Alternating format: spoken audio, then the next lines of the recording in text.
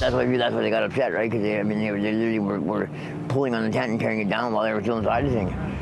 2 people arrested in Vancouver's Crab Park Wednesday morning have been released and may face assault charges, according to the police. The arrests come as the park board steps up its enforcement of the city's tenting bylaws on the south side of the park, which is outside of the legal camping area.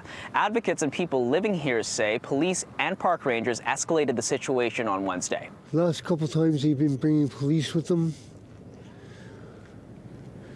There hasn't been too much of an issue, but yesterday, I guess,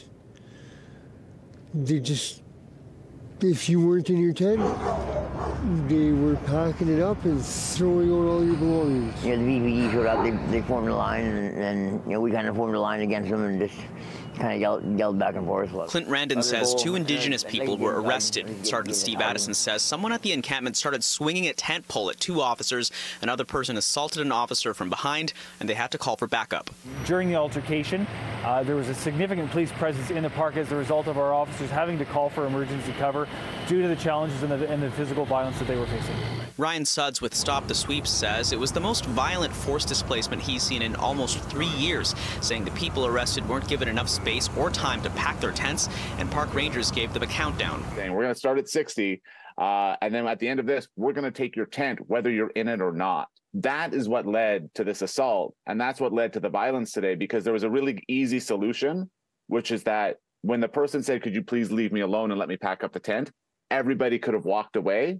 The park board said no one was available for an interview, but in a statement said this is not a decampment. We're not asking people to leave. We're asking for people to comply with the bylaw.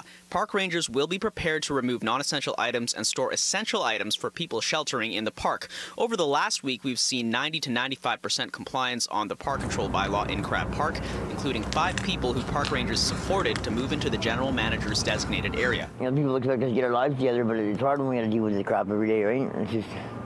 It's ongoing, and I don't know, it's getting old. The 2 people who were arrested are expected to appear in court in January and may also face obstruction charges. In Vancouver, Kier Junos, City News.